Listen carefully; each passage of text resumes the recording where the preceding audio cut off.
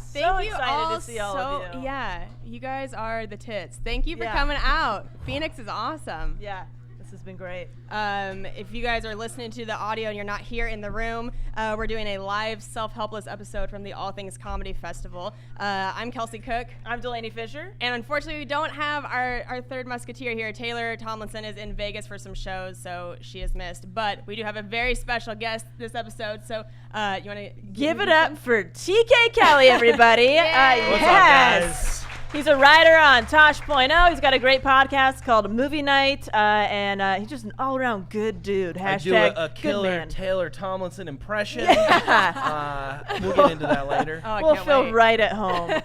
So if you guys have any kind of advice questions or comments or favorite quotes, least favorite quotes that you want us to talk about on the show today, go ahead and follow at Self-Helpless Podcast on Instagram. Send a message, and we will answer it towards the end of the episode.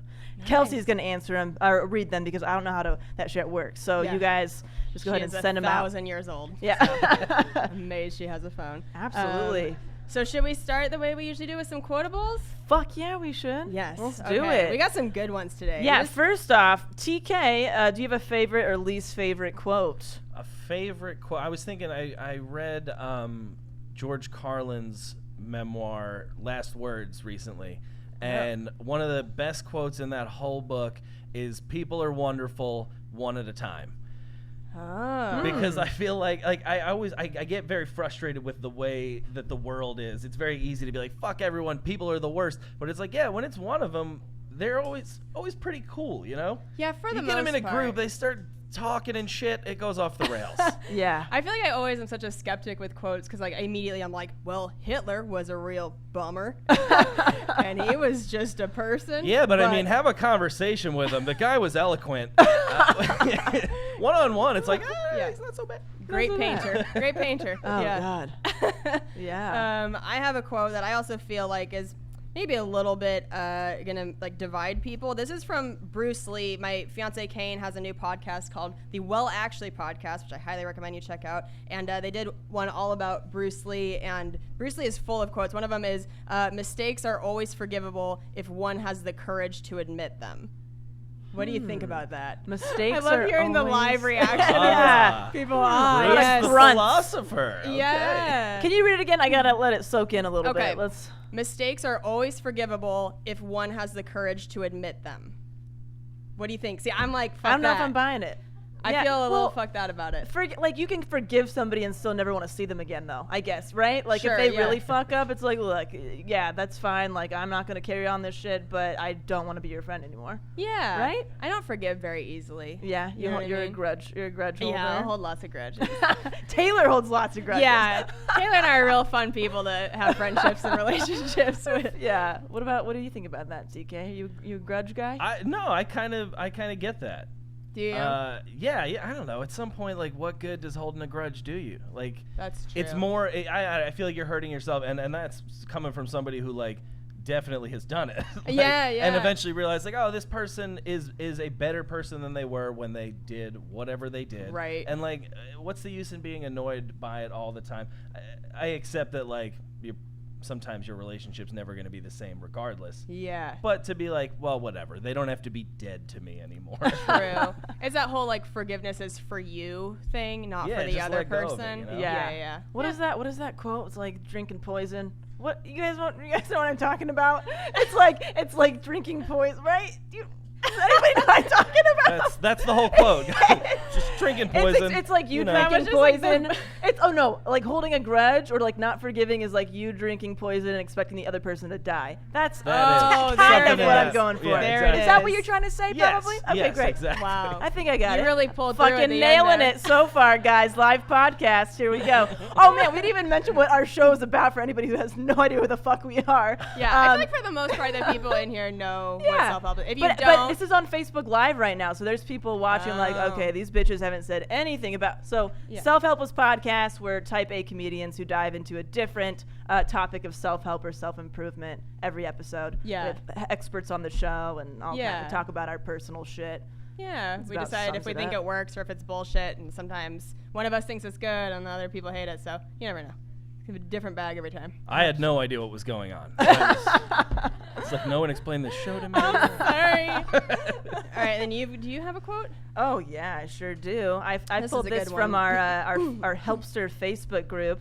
Amy posted this one. It says, "Getting over a painful experience is much like crossing monkey bars. You have to let go at some point in order to move forward."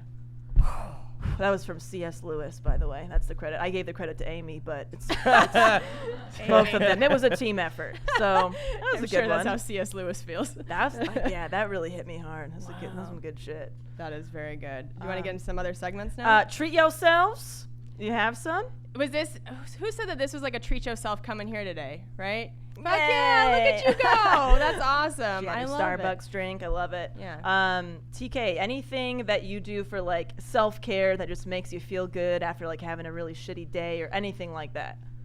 I really got back recently. I got back into drawing. I really Oh, like. awesome. I love drawing like Yes. I love drawing like comic book characters and cartoons as a kid, and then once I got into writing and comedy, I just kind of forgot about it and just never considered going back to it. And then I realized how much I love animation, and I'm like, why am I not drawing my own like characters for ideas I have? And it's the most fun thing to do. It doesn't feel like writing. Sometimes now feels more like work. Totally. And that just feels like I can just sit down at like, you know, Photoshop for 8 hours and just fuck around with little cartoon characters, and I have such a great time. That's It's like the awesome. easiest way to unwind. I love it. Do you make up your own characters, or are you like trying to do replicas of like Batman and stuff like that? No, for like mostly lately I've been doing my own stuff of just like casts of characters for show ideas that I've had. Oh, I cool. love it. Yeah.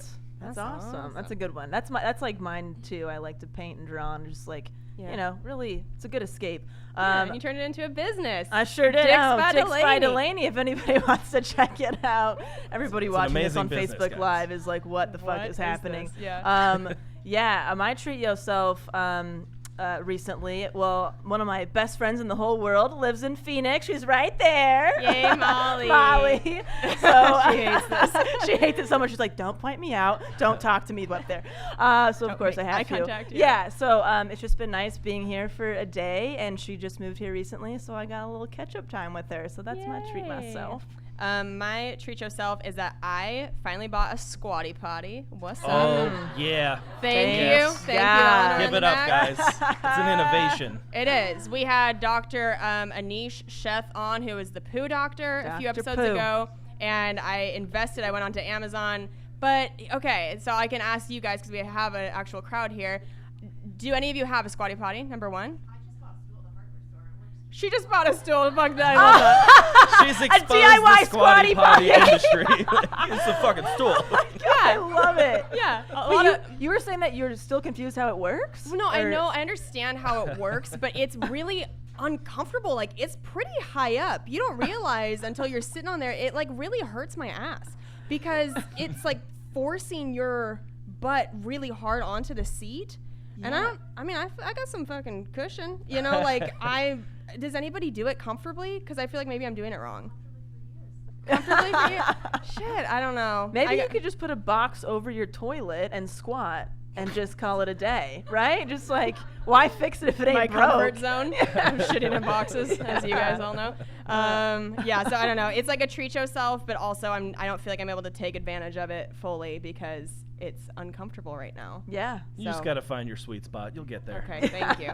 Thank you. That's That's my treat yourself. That is a good one. So TK, anything, we call this segment self-careless. Anything that you do to self-sabotage or anything like kind of bad habit that you have?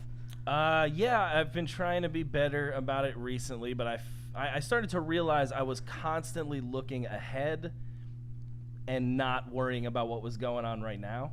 You know what I mean? so you're Like, trying to stay especially present. career-wise, like, just worrying too much about like what's next, how do I get there, and kind of forgetting to pay attention to what's going on right now and just like enjoy everything. I don't Right. know. Yeah. So how do you like keep yourself present? Or I just try when to- I start to notice it, like, what's the use in speculating on anything? Like, the idea that I have any real control is absurd. Right. Right. So, like, why worry about these scenarios that almost definitely are not going to play out the way I think they are? Just like get out of your own head. Mostly I just smoke weed. Yeah, To be like, chill the fuck out. Very helpful. Absolutely. So glad we had you on TK. Let's get real fucking high, man. Yeah. Everything's great. Fucked up. Yeah. Did I have? No, you're the one that had this self-care list that you wanted. Oh, okay. So you guys, I did the whole healthy eating thing for a few weeks. I was doing pretty good. And then one piece of chocolate cake, it just all went to shit. And so I have been really going to town. Burgers, hot dogs, pizza. I mean, even last night, we had first and second dinner. And second dinner was pizza and pretzels and quesadillas. And I was like, how did I get here? It's one of those moments like, how I was doing so good. So that's my self-care list, of course, binge eating and binge drinking. What a shock. What a shocker. So, I felt like I saw you at like rock bottom last night because we were together before I had a stand-up show, and we all had a drink together, and then I was like, okay, I'll see you in a few hours. And during those few hours, something happened that I was not around for, but when I came back, Delaney was about as drunk as I've ever seen her, and there was literally every form of bread and cheese in front of her that you can eat in America.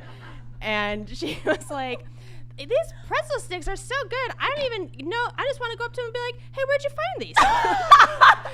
She, like, that's how it works in the kitchen, is they just like find them on the street and then sell them. She was out of her mind. It was pretty fucking funny. It was tequila and wine, and what else did we have? We had all the things. I might have helped Delaney get to rock Oh, bottom. yeah. Sorry. I smoked some weed with TK, so maybe we can blame him. I got whoa, I don't know what the fuck that thing was, but it was great. Okay. A little time travel in there for a little bit. I did a little time traveling. Did we talk about TK's self-care list moments? Yes. Yes, we did. Yes. Okay. Next Not one. being in the present. Yeah, next one. Good shit. Good shit. We haven't done a good shit in a while. We haven't done a good shit. Anything that has happened recently that's been great for you, or that's just something that you love that you found recently, anything of that nature? I wasn't quite sure where to go with this one, but I'm gonna get real for a second. Do it. My brother was like not doing well. He's been dealing with addiction for like 8 years, and I had my first like real conversation with him in that time. And it just finally seems like he's a real person. Like he's doing great. He sent me a birthday present, and I was like, holy shit. Like if you asked me, the last thing I would have ever gotten was like an unselfish act from him over the last. So it was just like talking to him for like a half hour. I kind of realized how crazy it was, how long it had been since I spoke to my own brother, and it was like, or like spoke to him in any deep sense. Yeah. And I was like, man, this dude's funny.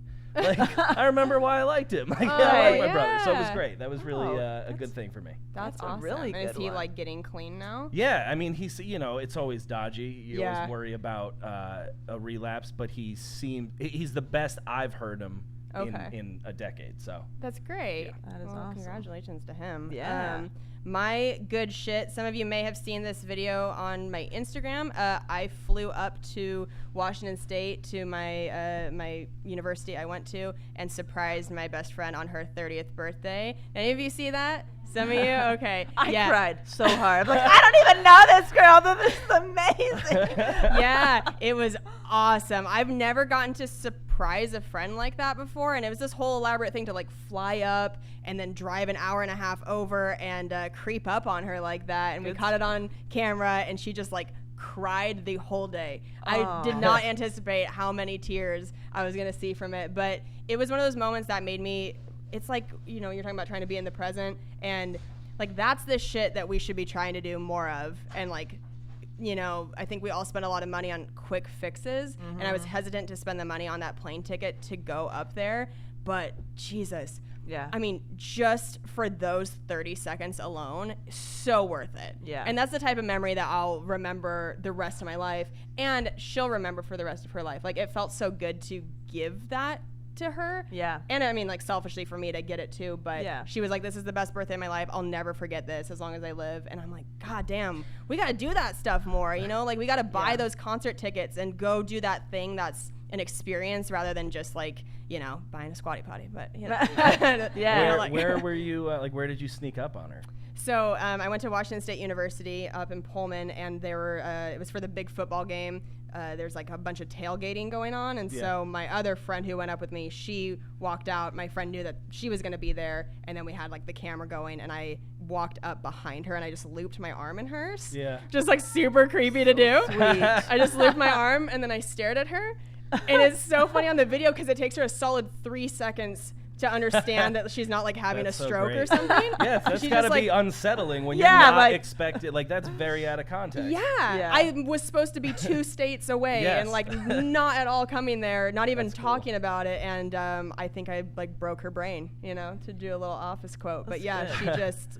she just stared at me and then she started screaming and it was so fun. Oh, I love did it. that same thing on my best friend's 30th birthday. Did you? Oh. Yeah, I took the red eye from LA back to New York. No and I way. climbed in his bed at 6 a.m. Oh my god. And I have never seen someone more confused. Like he had Oh no my fucking idea what was God. happening. But it was real. I was so happy I did that, and I only stayed for a day, and then I flew back. Yeah, and it was same. miserable. Like the travel sucked, but So you're worth right. it. I wish I did more of that stuff. Right. Yeah. Wow, doing it, like waking somebody up like Yeah, that. that's like the He dude might- version. It was a risk. He could have just beat the shit out of Yeah. me. Like, Stab there's you. a dude in my bed. Yeah, that's a whole other level of like I know. disoriented. Kelsey's like, I linked her arm. He's like, I climbed in bed with him. I was naked. Yeah, I mounted him. Yeah. That's me. I know it's good to do that stuff because those things are so easy to just kind of like fluff off and be like, oh, I'll see them next time or the Yeah. next time they're in town. So I love when you just like make that effort. Yeah. My good shit recently. One of my best friends found out she was pregnant with me because we went to Oh, with brunch. your baby? Yeah. Knock that bitch right up. No, we. She's like.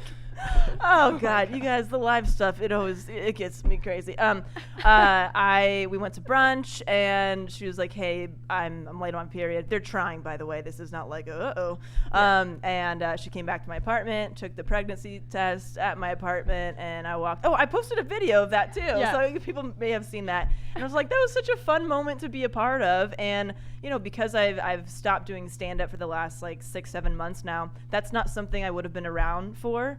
I would have been out of town that weekend. I would have been, tired from a show or whatever it was. This was like 11 a.m. on a Sunday that I got to share that with somebody really important to me. And I just, awesome. it was a great moment. So it's just, stuff like that, kind of making the effort in your personal life versus career all the time. Totally. I think it's very nice. Yes. Yeah. You had a defuck with us traveling here and going through TSA. Dude, If- I don't.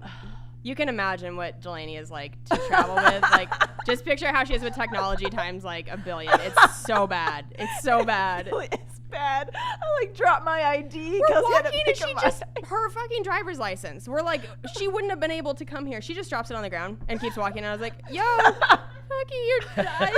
And she's like, oh, sorry. And It's cool. They know me. then I have TSA pre-check because I'm a seasoned traveler. Right? Yeah, and you I have gotta my have shit it. together. Delaney is in the regular line. She packed, I don't know what food you packed. There was like Tupperware containers. I look over. I need snacks on the This plane. lady travels like a grandma. I look over and the TSA is like ripped apart her bag. They're like opening Tupperware. She looks at me. She's like, I'm like, we are gonna miss the plane because you brought casserole like a 90-year-old. God damn it, Delaney. I was like, never again. Never again. I'm just one of those people that if I don't have to like be in charge, I'm just like on vacation.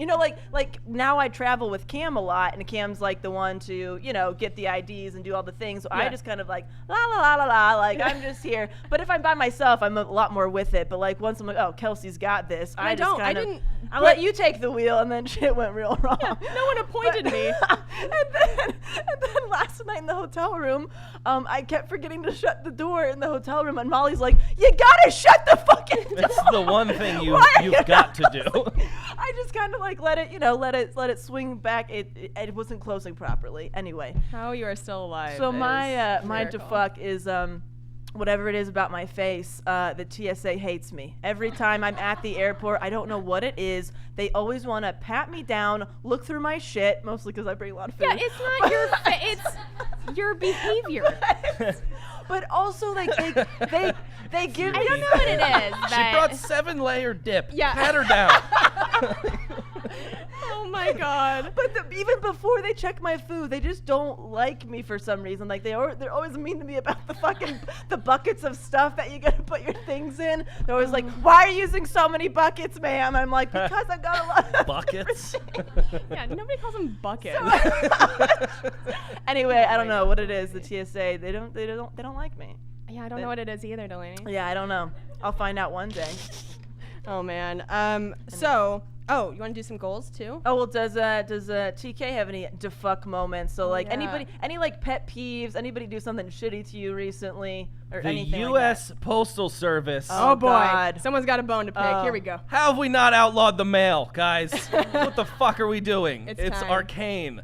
People are just sending bombs to each other. You just put a person's name on something, and someone paid by the government will bring it to their home. Yeah. Oh God. That is insane. Yeah, that is crazy. It's That is so true. fucking crazy to me. And like people are getting bombs. I'm just getting 5 pounds of garbage every day. Yeah. That I refuse to open the mail. My wife is like, "This is insane. You'll just let it pile up." I'm like, "Yeah, I just won't." I got audited like 7 years ago because I just didn't open my mail. The IRS was sending me like notice after notice, and I was like, "Whoop!" Like, Why? I know it's reckless. I was like 19, but Oh my god. I think that's a dude thing I too. really, 'cause, I like, just, it's just Were the you most afraid? inefficient. I mean, we talk about like climate change, yet we Yeah. still deliver pounds and pounds of paper to every single residence in the country that's Right. driven there by trucks and planes. Like the amount of energy, it is Yeah. staggering. If you can't reach me through my phone or email, you don't fucking get to talk to me. Like, that's crazy. I like that. Fuck the mail, guys. Fuck the mail. Were you afraid of what was inside the mail? Like, why were you just like, No, oh, not the at all. IRS, this can't be important. It was just so inconvenient to me that every day all this stuff would show up in a box outside my home, and I would have to open it all, and none of it mattered ever. Yeah. It Yeah. was all shit, and I was Yeah. just like, why am I doing this? Yeah, it's like 5% of whatever you get is actually Yeah. something you need. It's so rare that it's anything that matters. Also, the U.S. Postal Service lost my dead grandfather's record collection. So, What? yeah. He Oh. sent my parents sent Jesus. me 125 vinyl records that were my grandfather's, and they lost all of them except 25. Oh my God. And 25, I'd say 20 of them sucked. Oh, I got the shittiest records. So you think I got a bummer. bunch of ABBA. yeah. Oh God. They just stole all the good ones. You think? Yeah, for sure. Like somebody just took them. Jesus. Dude. But they were so unbelievably unhelpful. I know this is like, cutting edge comedy. That the post office is like no good, but they just like, yeah, they're gone. Sorry. Like there was Well, just nothing they could do. We get to unsubscribe from emails we don't want. Right. And then I think it was on the Minimalist podcast how Yeah. you had that. It was like, what was it, 21 Days of Minimalism? Something like Yeah, that? the 21-day challenge. They put a link on there that you can go to a certain website that will like make it so that you don't receive mail you don't want. Oh like the my weird God. newspapers talk and about this. Yeah. So that could be It's kind of Oh, that's affecting good. my life. Another thing Yeah. I've done before is like whatever kind of pamphlet or flyer I'm receiving, I just call the company and say, take me off your mailing list. I don't Whoa. want this shit. Be But real like, direct you about shouldn't it. have to do that. I know, I Yeah. shouldn't have to take time, but yeah, the website thing, that sounds great. Yeah, that's a lot of effort. It really is, but sometimes like, Yeah, I'm you not know. calling anyone. Yeah, no. I'll just be mad about the mail forever. yeah, I would rather throw it away every day until I die than make sure. talk Talk to phone somebody call. else. Yeah. No thanks. Yeah. So we want to do some goals. We haven't done goals in a while. Hashtag goals, yeah. Hashtag goals. Anything that you're working on, TK, long term, short term, anything that you've accomplished lately that you're super stoked about? Yeah, I mean, I kind of touched on it earlier, but when I started drawing again, it started kind of morphing into animation, and I did like a short animated sample that I made myself, which was Cool. like super difficult, and I'm sure I did it the most inefficient way, but it's 2 minutes of animation, and it kind of has just made me want to like. I've just realized that that's what I've always loved. I love The Simpsons. I love South Park, King of the Hill. So I think my goals are just eventually to kind of get into that world. Like I love Yeah. the current TV job I have, boss, if you're listening. But that's what I want to get into. So that's kind of what I'm shooting for. That's That's awesome. awesome. I love it. else would My hashtag goals is that the first episode of my foosball web series came out. Rissa Fury. Yeah. She's wearing a Rissa Fury shirt. Fuck yes, it's Awesome. so exciting.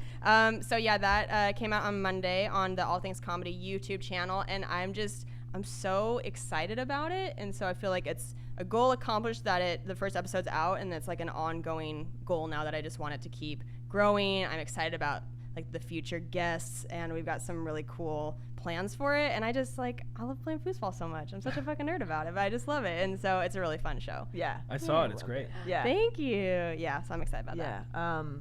Let's see, my goal. Okay, well, first of all, just for the week, I need to stop eating second dinner. Okay, I get into the bad. Once I get in the habit, it's hard to stop. So that is my. Is that really a thing with you? Yeah. Yes. Second dinner. Are we third not dinner going to have sometimes? second dinner again? I know. Second dinner is like a pretty frequent. It's almost daily. Sometimes It's like a full other meal. Yeah. Does anybody else do second dinner here?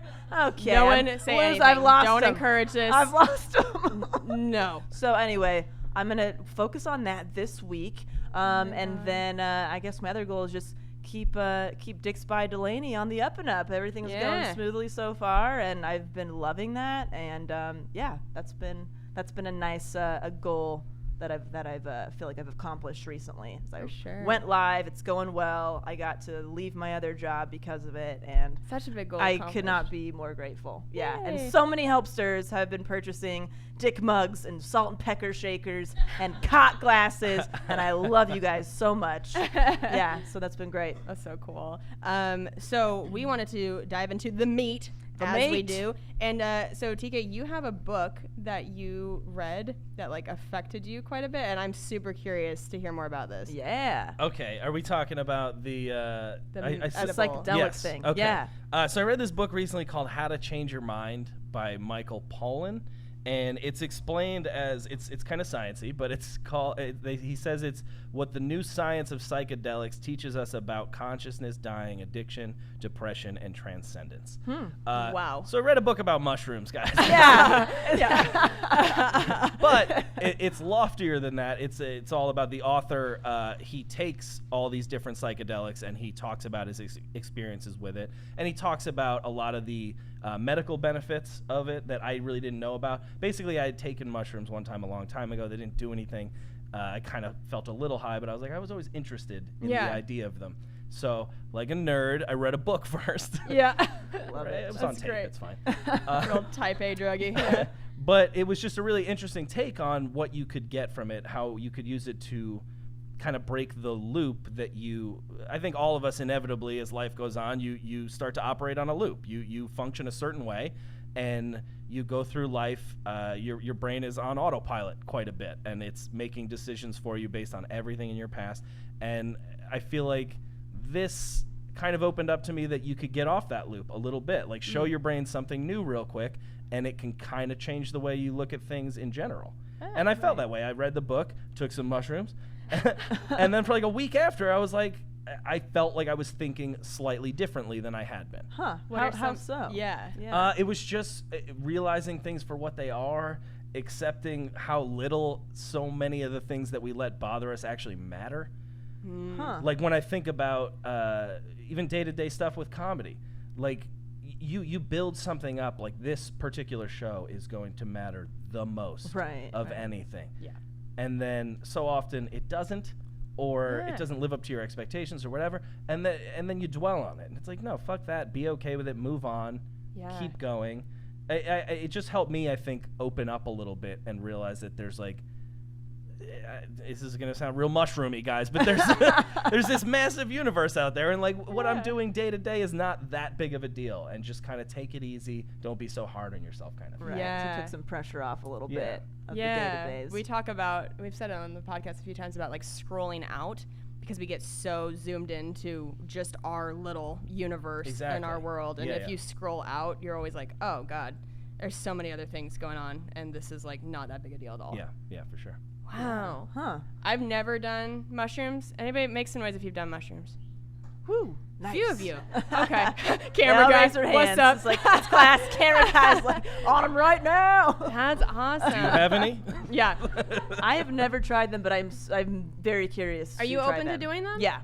Yeah. Wow. It would just have to be the right situation, right people. I would have to actually know where they came from and stuff. I'm not gonna take a street mushroom or I something. got a guy. But street mushroom. I just pick up what I find in the streets But the parks. and I eat it. I don't even know you if it have was a street mushroom tea. I can't believe you didn't really feel anything. The first time I took it, I think I either didn't take enough or they were old or something. A friend of mine was like, "Hey, I got mushrooms today. You want some?" And I was like, "Yeah." I don't think it was enough. I felt like I was high. Yeah. For sure, Okay. but it wasn't what I was expecting. All It the wasn't this like colors lofty, and- life-changing experience. Right. You know? Yeah. What's the difference between have you microdosed any like LSD or anything like that? No, I don't fuck with chemical drugs too much. Okay. Just because and that's a thing that's probably more in my head than anything, but just there's like enough addiction history in my family where I'm like, I'm just going to eat plants and smoke weed and like, I'm not going to mess with anything some guy had to make. Yeah. Okay. But I think, I say that, but like eventually I'll probably try it. Yeah. Right. Well, we had.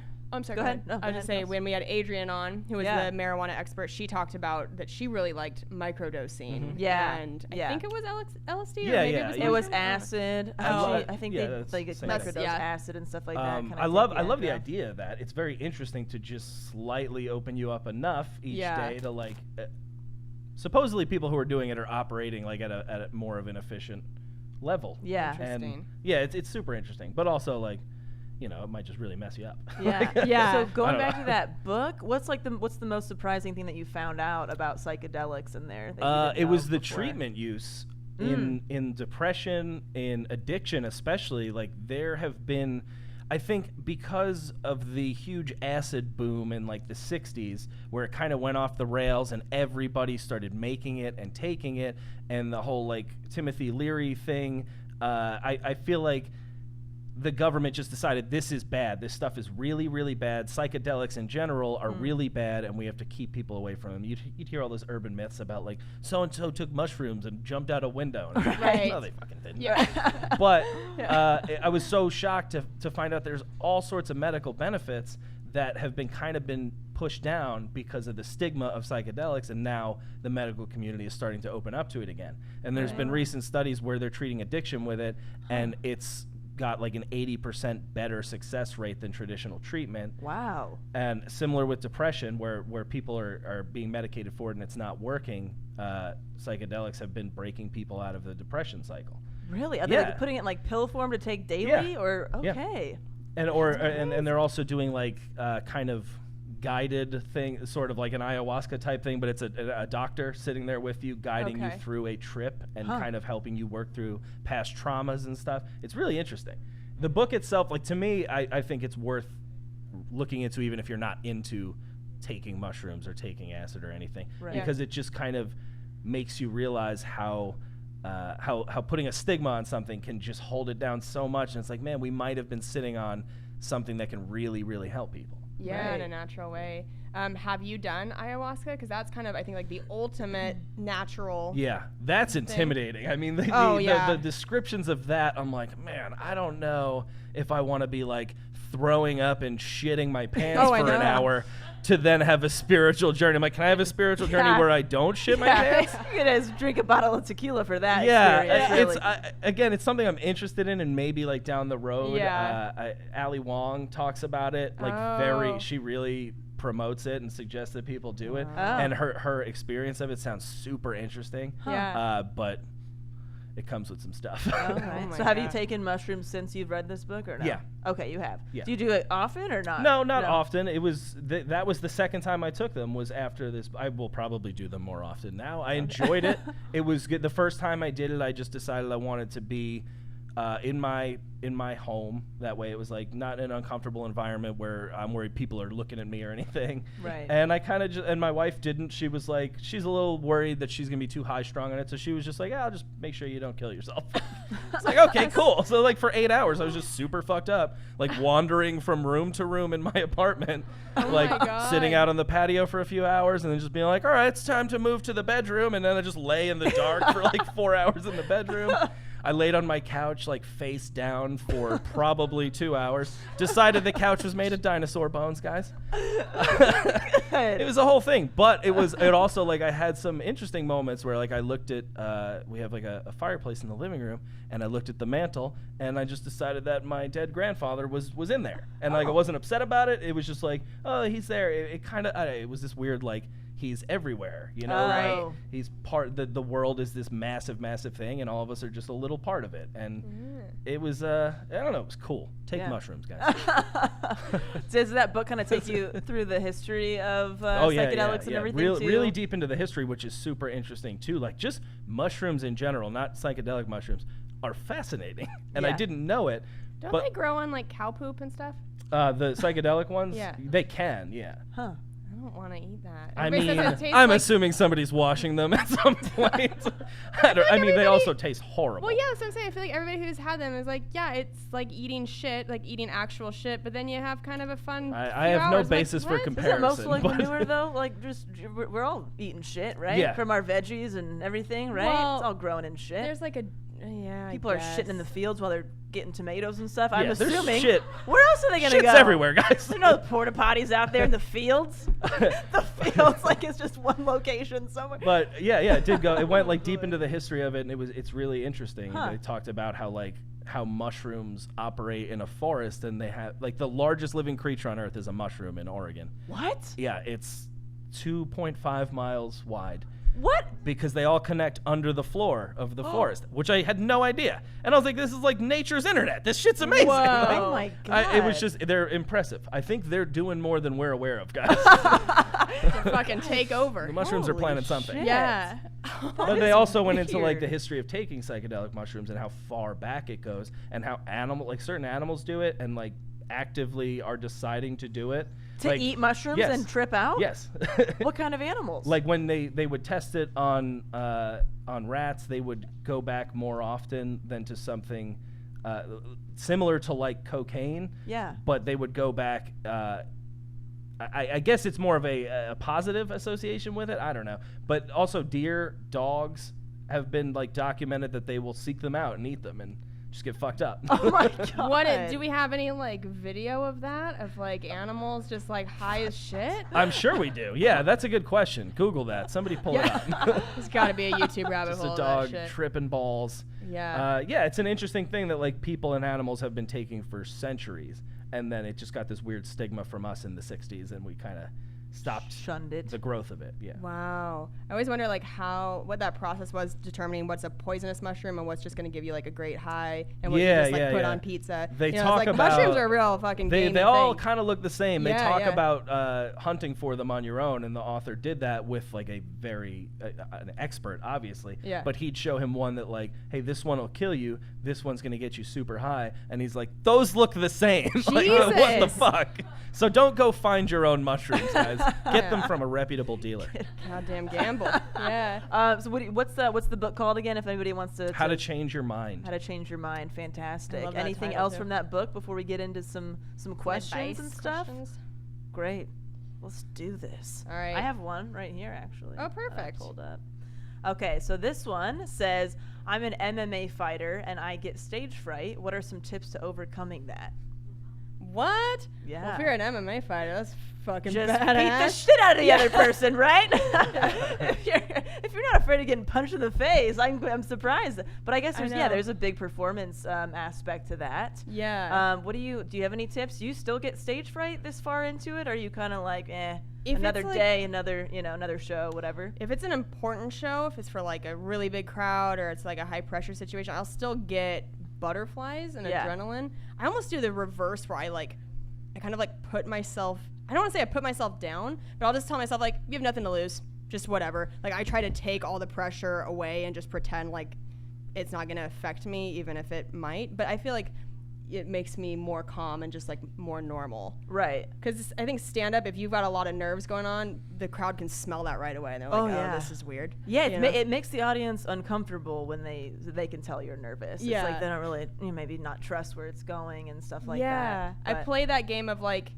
what's the worst that can happen from this? Like, if you have a bad set, then like, do I die? No. Like, will I still continue to work? Yeah. Like, maybe I won't get booked at this particular club again if I really like eat a dick on stage, like, if I really bomb hard. But that helps me to kind of go to like the worst place and realize whatever happens, it's not gonna be that bad. That's exactly what I do. I go through all the scenarios, like very specific, what's the worst that can happen, and I kind of picture them happening, and then I picture myself dealing with it in the moment, and that always helps. It's always, it's just a shit show of different things that pop in my head. And then if I'm feeling a little weird or nervous, I'll just do a lot of like weird breathing exercises and like moving my body and stuff. Like I'm the person who kind of like jumps around before on the baby trampoline, like Tony Robbins.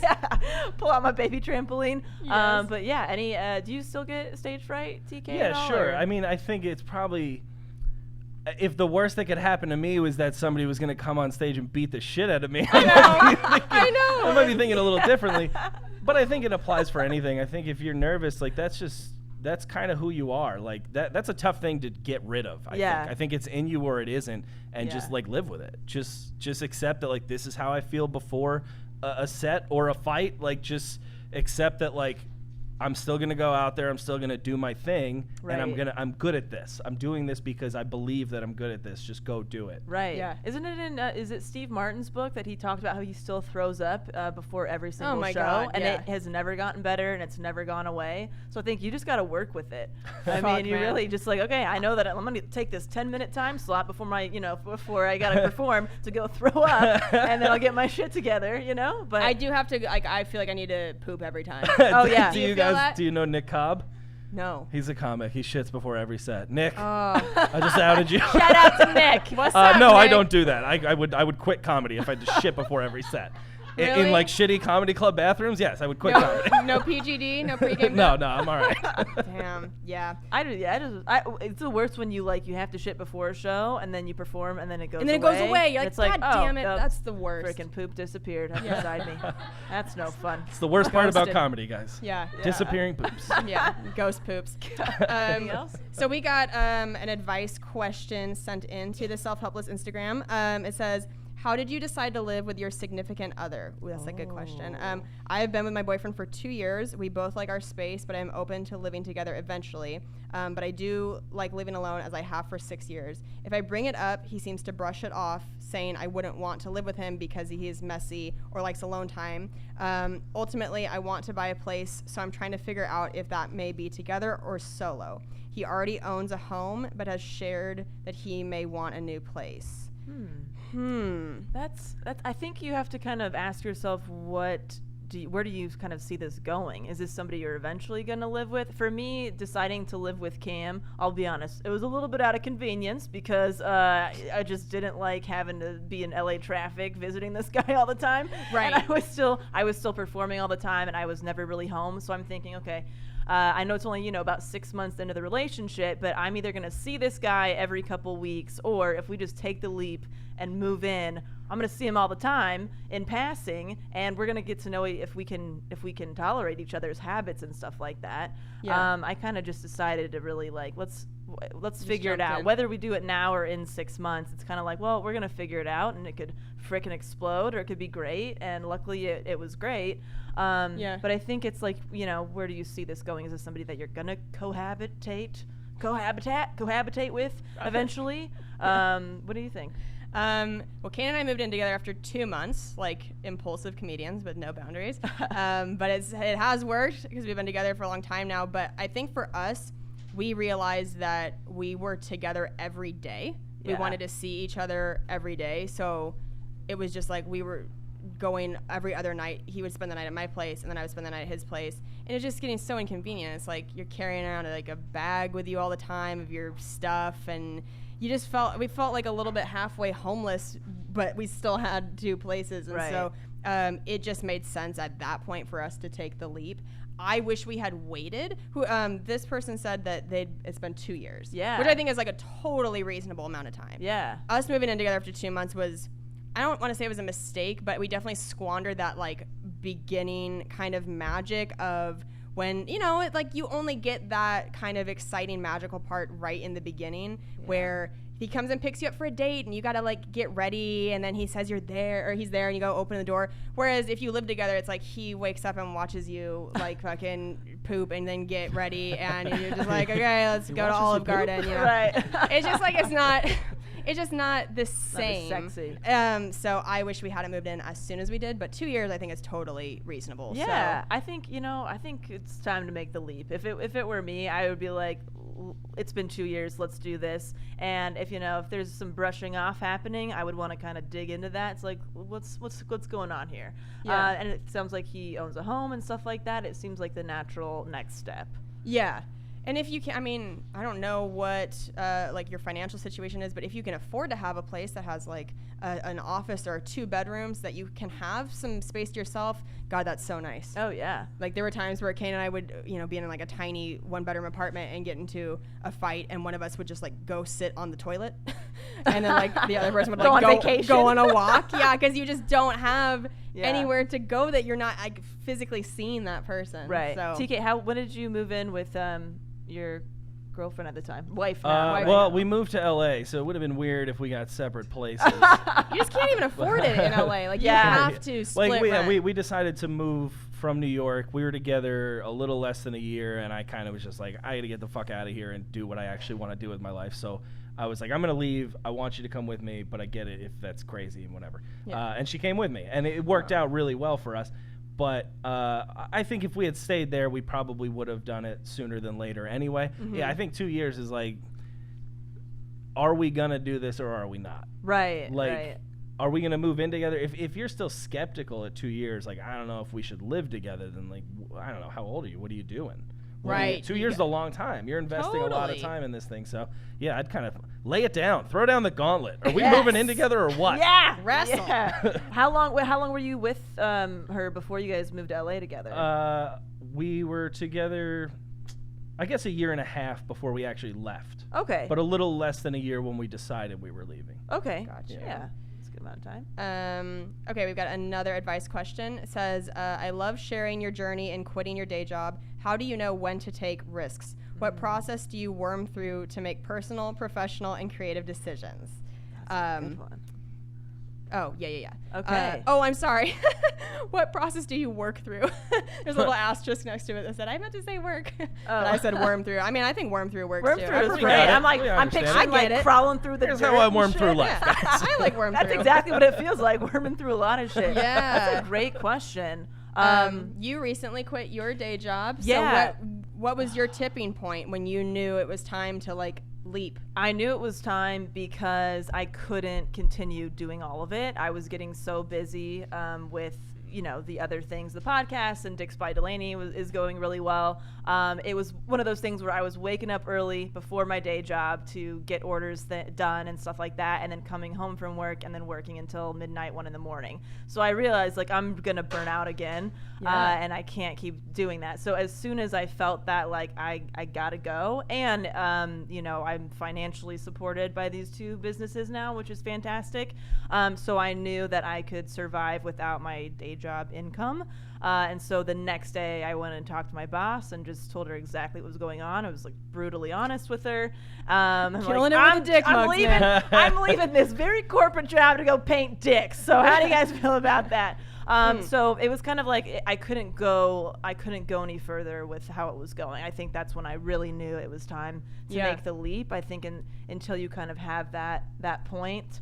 It's a little scary to kind of just leap and then figure it out. I kind of slowly built up to that. For 6 months, I was building the website and getting my marketing and packaging and all that together. So it was a process. Yeah, I think I had the same experience. I think it's better to do that. Like it alleviates some of that anxiety if you get to a place where you just know, I can't keep doing both. Yeah. And I had done both for like years before I was able to start doing stand-up full time. And I was so exhausted, but I knew that financially I wasn't in a position yet to be able to leave the day job. So even though I was really tired, I just kept telling myself like, it's going to pay off, something will happen. And sure enough, that's when I started opening for Jim Norton, and that changed my life.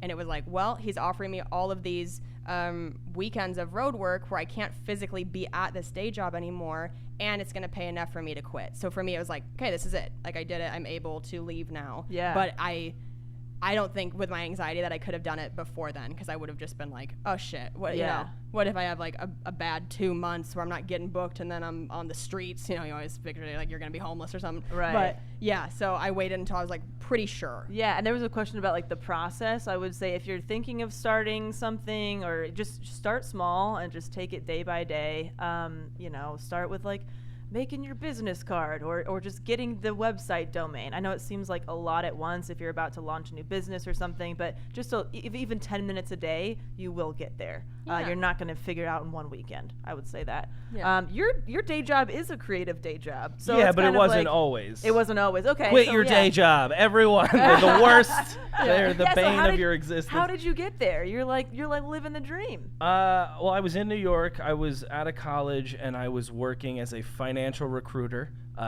Terrible at it. Oh, like I just wasn't good. I got the job because I could interview well, and it's kind of a salesy type thing. I'm basically calling people, trying to get them to leave their jobs for this other new job that I have, and I hated it. Yeah. Hated it. I looked at like the people that I worked with, and I'm like, if I'm still here when I'm this guy's age, I'm gonna fucking kill myself Yeah. and everyone in here. Like, it was just not. It wasn't for me, and I realized there's no way I'm gonna be happy in this kind of job. There's no Okay. way I didn't put in any effort. I used to just go to work and put movies on my computer and just watch them. Like I hated it so deeply that it was just like, this is not me. So do what feels like you. Yeah. It was Yeah. crazy to me. I was like, I think I'm going to go to grad school in LA for screenwriting.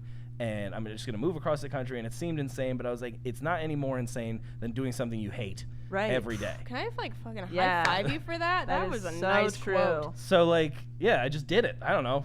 Do it. Just do it. Give it a Yeah. shot. Yeah. At least if you try, you'll be happier knowing you're pursuing something you give a shit about Yeah. than you'll ever be pursuing something you don't care about that might be like, I don't know, might pay. Yeah. Yeah. What's the great Jim I was Carrey just quote, gonna say right? that, It's like that if you his can fail at dad- something that you hate or Yeah. something, you might as well try to fail at something that you love or Yeah. something, Yeah, or go his- for what you love. His dad never pursued his passion, and then like the business he had run went under or something like that, and he told Jim Carrey, if like you can fail at something you hate doing, you might as well go for what you actually love, because you can fail doing anything. I'm mostly motivated by the fear of looking back and being like, oh my God, what a waste. Like, what did I Yeah. do with my life? Right. As far Yeah. as I know, we get one shot, you know? So, like, I don't know, just have a good time. Yeah. I'm just curious if the people here, raise your hand if you feel like you're doing what you really love for your day job. for your day job.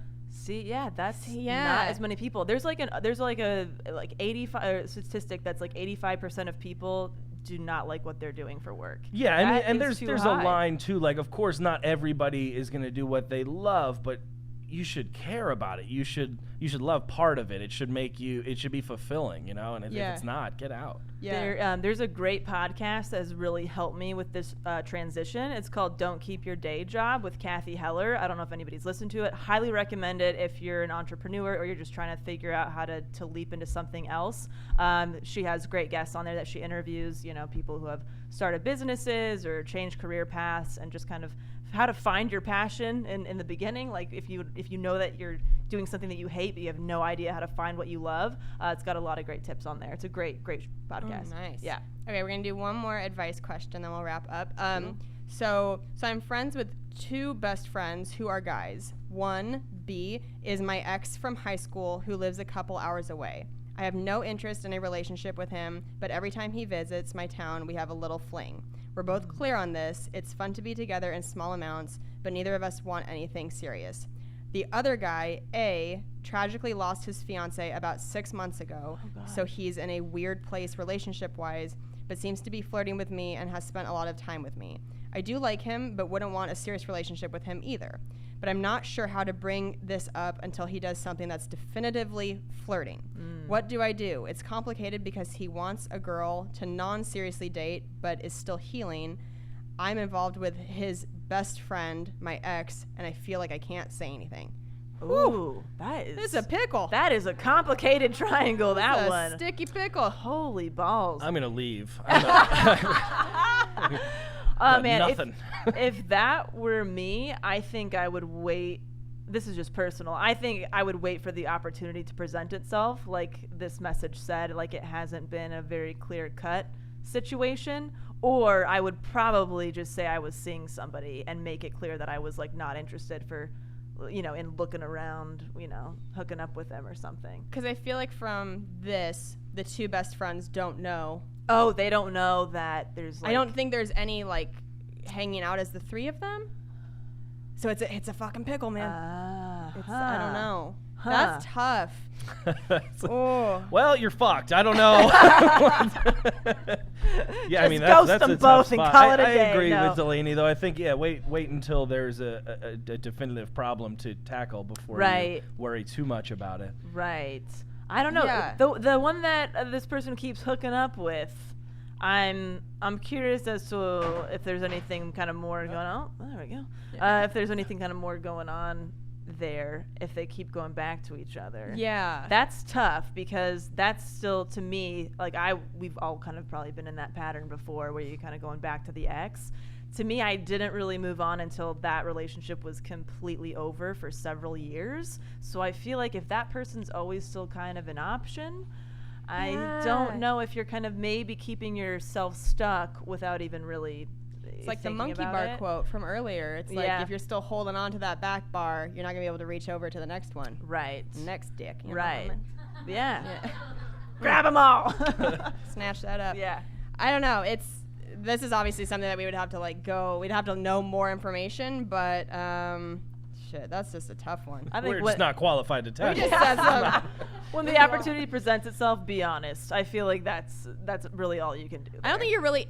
I mean, it is tough that they're two best friends if they don't know what's going on. But if it's not serious with either, then you're not really doing anything wrong. If there's not like a committed thing with either, it's just kind of like, like a little bit messy, I guess. Yeah. Yeah, I mean, I think if you're actively hiding it from one of them, though, that kind of depends. Like, I don't know. I would make it clear that you've got this thing going on with the other guy, just so it doesn't get to that point. Because you don't want this other A, who is dealing with a lot, to, like, get really into you and then find out, oh, this whole time she's still been hooking up with my friend. Right. But That's also, kind of harsh. But why is it all on this person? Why aren't these best friends communicating a little They bit don't better? sound like being best yo, friends to guess me." what? Your ex-girl, I've been hanging out with her. maybe so they are. maybe it's not all on her. Yeah, no, that's a and good they point. could be communicating about it. So I would say until any of that shit happens, just keep doing what you're doing Do your thing. until you Maybe figure just it have a out. threesome and go your separate ways. Yeah. Have a cocktail party. Yeah, exactly. Maybe Yeah. meet somebody who is outside of this friendship group. You know what I Right. mean? That just clear away from all that. That might be helpful. Who knows? Absolutely. All right. Well, that's it for this Yeah. episode. Thank you guys so much Aw. for coming out. We love you so much. Seriously. Thank you. We love you guys so much. Thank you for coming. And thank you, TK, for being Of our course, lovely thanks for having me. It guest. was great. Yay. Thank you. Yeah, I guess that's it. Subscribe to Self-Helpless on iTunes if you haven't yet. Give us a 5-star rating and review. And Yeah. TK, where can people follow you? Oh, duh. Oh, at TK Kelly Comedy on Twitter, Instagram, all that stuff. Perfect. And check out the Movie Night podcast. Yeah, on, so fun. on All Things Yes, Comedy. also. Delaney Great just did an podcast. episode on it yesterday. Yeah, it was great. We did it. Covered it. Yeah, we just talk about movies. It's fun. A lot of people. All right, you guys. We will All right. talk to you next week. Bye. Bye.